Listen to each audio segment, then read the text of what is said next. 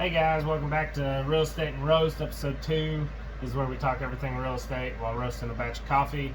Today we're going to be roasting our suit and tie. This is our most popular roast to date. This is our medium roast, low acidity, creamy finish, chocolatey, just real smooth cup of coffee. It's actually what I'm drinking right now. Just a really smooth cup of coffee to drink in the morning, just your everyday coffee to drink black or add a little bit of creamer to it. So before we get into the real estate topic today, we're going to go ahead and start our batch and then we'll get into it.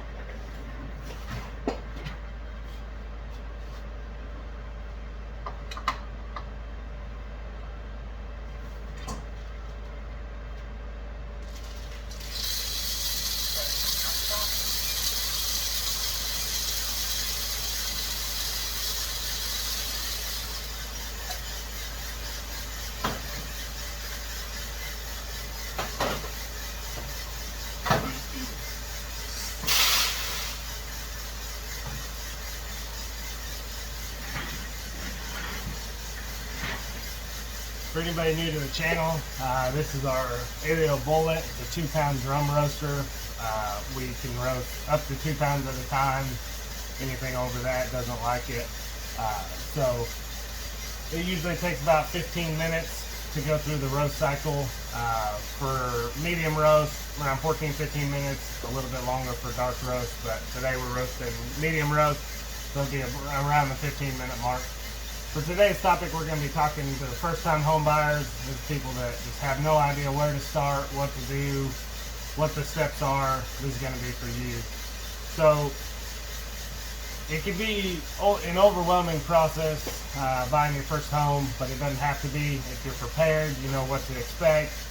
That way, if anything happens, which it will happen, you'll expect it and you'll know what to do. So, and that's where us as real estate agents come in, is to walk you through that process and to make sure that you know what is coming up next so that you're not blindsided by something that you didn't even know existed. So when you're thinking about buying your first home, before you ever even come find me or another real estate agent in your market, you're going to want to make sure that you got all your financing in order regarding how much money you have in the bank that you're going to spend on purchasing your new home. This is going to be for down payments, closing costs, out-of-pocket costs, everything that you needed. So it's going to be split up into your upfront cost, which is going to be money that you have on hand that you're going to be spending to purchase the home. And then you need to figure out your monthly payments that you're comfortable with. A good rule of thumb for monthly payments, you don't want your monthly payment to be any more than 25% of your take-home pay. If you're bringing home $10,000 a month, that your payment for your home should be no more than $2,500. There's a good rule of thumb that can obviously change. If you're already paying $3,500 in rent with that income, you know you're comfortable with that. You dial it back to $3,000. You're putting $500 away for expenses, for other costs that are going to come up. Then that's what you're comfortable with. But just a good rule of thumb to get started if you have no idea what you think that you can afford or what you want to start with. A good rule of thumb is 25% of your take-home pay. Once you kind of have that figured out, and it's going to be an estimate because you don't know what you can get approved for, you don't know any of that. This is just what you're comfortable with before you talk to a lender, because the last thing you want to do is go to a lender and have them tell you what you can afford because they don't know your budget. So step 2 is going to be finding a lender. This is an important step. This is where you can shop around, see what the current rates are for what lenders are offering. I highly recommend that you use a local lender or a local credit union or bank. The bigger banks and the online institutions that do lending, they are a nightmare to get to respond to you, and especially in this market, every minute counts when trying to put an offer on a home. So if you can't get your lender to answer on nights or weekends when you're looking at homes, it's going to be extremely difficult to make sure that everything's in order. And sometimes they're not worried about quick closes or getting you into a house quicker than a normal 30 days, or sometimes they push it out to 45 to 60 days just because they run so much volume that they're not in it for you. And so I highly recommend a local lender. And if you're in the Oklahoma City area, I highly recommend Shelby Weston with Hometown Lenders. They're who we use. If the real estate agent and the lender communicate really well, even if you don't know the lender, the real estate agent needs to communicate with the lender. You need to communicate with the lender. That way everybody's on the same page and everything can not take forever to get done. So highly recommend a local lender, but you want to call them up, talk to them, you shop around. They're going to do a hard credit pull, but you have 45 days from the first credit pull to have anybody else run credit, and it won't affect your credit score any more than the first inquiry. So don't worry about that every single person is going to pull your credit and it's going to ding your credit. It's only going to hit you once, and it's typically going to be 0 to 5 points that it's going to affect it one way or another. So it's not going to be an issue in the long run. So the next step, once you shop around, you get a couple that you think you might like. You like what they're saying, their rates, their fees, what they can offer, and then you want to start working on getting pre-approved. In this market, a pre-approval letter is almost mandatory now to submit with an offer, and this just shows the seller that you are a willing and able buyer that has lending secured, and that as long as nothing changes, that lender is going to approve you for that loan as long as everything's correct. So pre-approval is a must right now, but before you get to where you're going to get to the pre-approval process, to apply for a loan, you're going to need some documents. Every lender is going to require it, so it's nice just to get it ready. That way you have it when they need it. This is going to be 30 days of pay stubs, 2 years of taxes, 2 years of income with a W-2 or 1099, and you're going to want 2 months worth of bank statements, and then you want a copy of your driver's license. The next thing you're going to do is you're going to pick a real estate agent. You're going to pick somebody like me. You're going to want somebody that has the heart of a teacher, that's going to explain everything to the tiniest detail, not going to get mad at you for asking questions, is just going to be with you the entire way and make sure that you know everything that's going on, and a great communicator. The next thing you're going to want is you're going to want a real estate agent that is willing to negotiate on your behalf, that's willing to get you what you want, the terms that you want, the price that you want, or will fight for it. You don't want a real estate agent that they just want you to submit the highest offer. Don't make any crazy suggestions on what you want with the house, things like that, just because they want to get a deal done. Real estate agents work for you. And the good thing for a buyer's agent is the buyer doesn't pay commission to the buyer's agent. So the real estate agent on the buyer's side works for free for you. The seller pays the commission out of their side of things. And so don't let one be extremely pushy just to try to get another deal done, check off a box if they got another deal. Really get one that will work for you, that has your best interest in mind. So the next step, once you find a real estate agent that you like working with, you find your criteria, you have your pre-approval, you know what price point you are working with. You want to start, the real estate agent's going to start sending you some property in your criteria. You're going to need a must-have list and a wants list. And this is really important because the last thing you want to do is just be you and the real estate agent wasting a bunch of time running ragged looking at 50 houses.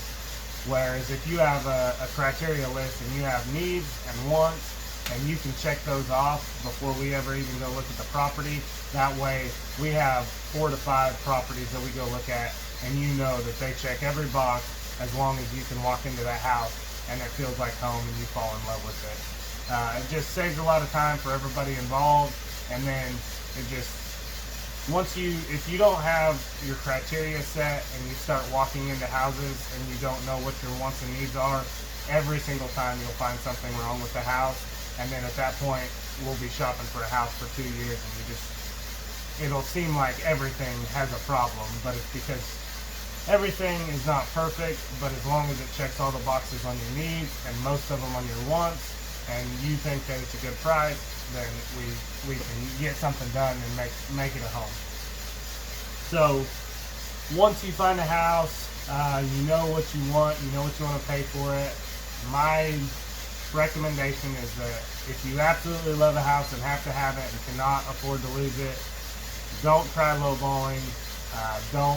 Obviously you don't need to go and offer some crazy amount that it won't appraise for, but use your offer to show your interest in the home. So if you're really interested in the home, then we're going to write an aggressive offer so that we have the best chance at getting it. If you're in love with it, but you can afford to let it go, for the right price, you would take that home, and that's what you would like. Then you start lowering your offer, adjusting some of the things that you're asking for, closing costs paid, things like that. But just know that the less aggressive your offer is, the less chance it gets accepted, and the chances are we're going to be writing more offers on different homes, which is completely okay. Just going into it, you need to know that your aggressiveness on your offer needs to match how much you want that house. And so once you find the house, we write the offer gets accepted, or maybe they don't accept the offer right away, but they counter offer with, you were asking for $3,000 closing costs, and they said, I will sell it at that price, but I'm not paying any closing costs. You have to go back, see if it makes sense in your budget for your situation. If it does, then you accept the counter offer. Now you officially are under contract. Once you're under contract, you have 3 days to submit earnest money. Earnest money is decided when you write the offer on how much you will pay for earnest money. Typically it's $1,000 or 1% of the purchase price, whichever one is larger. And this is just money that you are putting into an escrow account that is telling the seller that you are serious about buying this property. And if for any reason you back out outside of the specific time periods allowed, that if you just back out because you get cold feet or something, just something out of the ordinary happens and you just don't want to purchase a house anymore, this gives the seller confidence that that money is going to be paid to them for their time that they wasted through this process. There are a ton of different ways throughout the process that you can get out and keep your earnest money, and we'll talk about that later on down the road. But it just gives the seller confidence that you are ready. You have the pre-approval, a lender's ready to lend on the house. As long as everything's approved, earnest money just shows that you're ready and willing and able to get things done. So once you get the earnest money submitted after the 3 days, then we go into our inspection period. This is also negotiated. Sorry about that. I had minor difficulties with the roaster. I'm not sure what happened, but lost all power. So I had to drop those beans, reset everything, drop a new set of beans. So now we are about halfway through the roast of the second batch that I got going. So we'll continue on. So once your offer is accepted, earnest money is deposited, and now it's time for the inspection period. This inspection period is decided when you write the offer. The normal is 10 days for an inspection period. If you want longer, you will need to ask for that. I always write for 15 days inspection period. That way it just gives you more time, and within that inspection period is when you can back out and still collect your earnest money back. And so it just gives you a little bit more time to make sure that everything's kosher before you agree to everything. And so once the inspection comes back, the inspector this will be one of the upfront costs you will pay for out of pocket at the time of service. Some inspectors will allow you to pay at closing, but regardless if the house closes or not, you have to pay for this inspection. This is just a peace of mind for you. If you pay $500 and inspect a house and the thing is falling apart, you may feel like you got screwed out of $500, but really you saved $200,000, $300,000 by not buying a house that's falling apart without an inspection. So inspections are extremely important. I always recommend it. Unless you're doing your own inspections, if you're an investor, you know what you're doing. If you're a first-time home buyer, don't even think about trying to go in and inspect your own home. Pay for a professional to come in and write a report for you. You'll receive that report back in a couple of days from the inspector, and this will go over every little detail that's wrong with the house, what they found, what they didn't find, things like that. This will be a 10 to 15 page report, and it can be extremely overwhelming because it has every little thing. Don't look at it as you have to ask the seller to replace every single thing they put in there. See it as you want to look for the majors. You want to look for plumbing issues, electrical issues, foundation issues, and things like that. The major components: roof, AC, water heater, things that are going to hurt you if they were to go out in the first couple years of owning your home. Everything else, just see it as a honey-do list for the next couple years. I bought my house 3 years ago, and I still have a list from that report that I haven't completed yet, but my wife has asked me to complete. And I will get on it. But don't think that you need to, that just because there's a huge list, that means that there's a ton of stuff wrong with the home. You're only looking for the major things. And then once you decide what those major things are and that you're going to ask for, one of them, you're going to have a termite inspection as well. Especially in Oklahoma, almost every house gets termites at some point. So you always want a termite inspection. And then you will fill out a TRR. This is treatments, repairs, and replacements. This is a form that your real estate agent and you will fill out, and this will tell the seller whether they need, whether the house has termites and whether it needs to be treated, and then what repairs and replacements you want done to the property before you purchase the property. Now this is a negotiation, so you will fill this out and you will submit this to the seller, but the seller does not have to agree to that. They can come back and offer to do 1 or 2 of the 5 things you put, or do everything, or do none of it.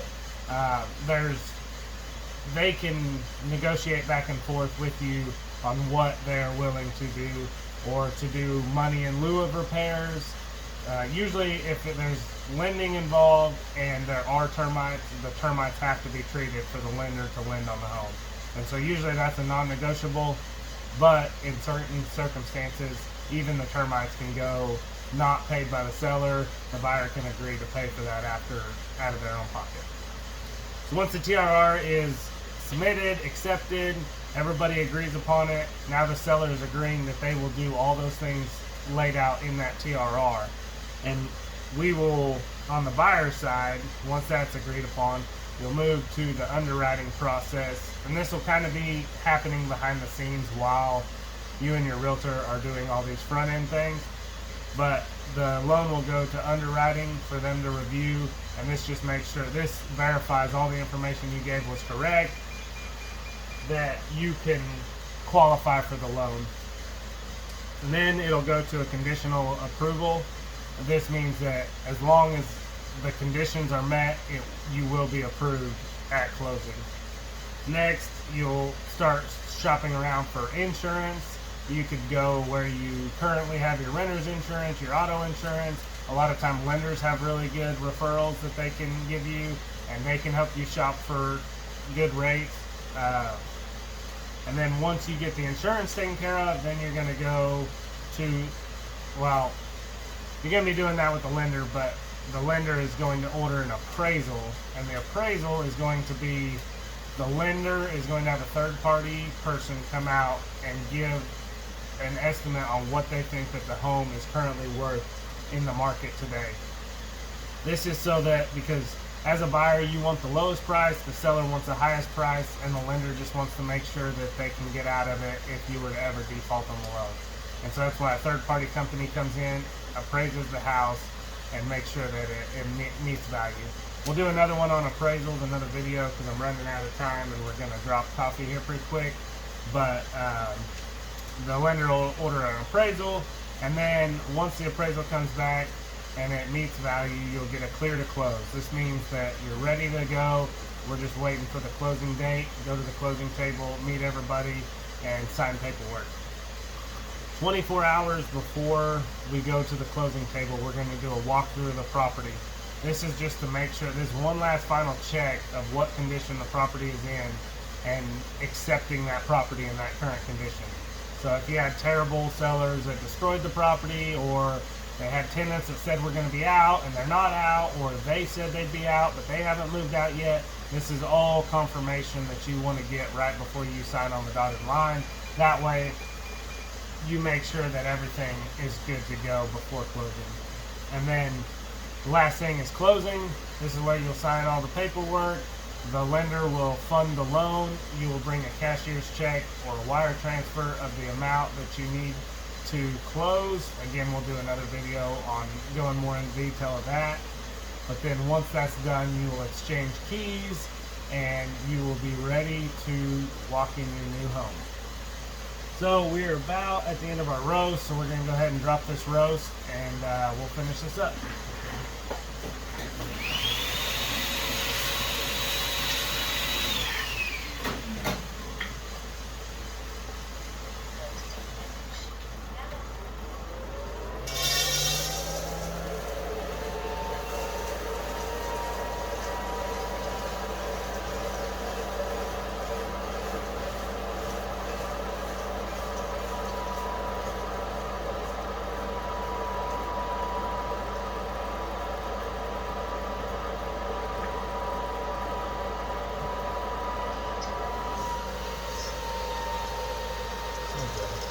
So what we roasted is our suit and tie, our medium roast.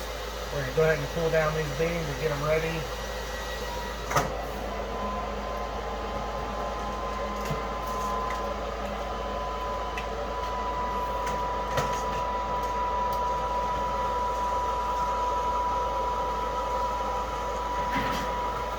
Alright, we got those cooling. Again, got my bean stirrer. I hated sitting there with a wooden spoon stirring those beans while they cool. It's just a lifesaver to have that. But that's pretty much what you need to know as a first-time home buyer. Like I said, I'll do a ton more videos that will dive more in detail of each of these, because we could be on here for another 2 hours talking about the fine details of the process. But this is the basic steps that go through there and what you really want to know going forward. And if you have any specific questions or you want a video on certain parts of that, just leave a comment, reach out to me, go to my website. I'm always available to talk. If you're in the Oklahoma City area, want to meet up for coffee or something, just reach out. I would love to talk with you.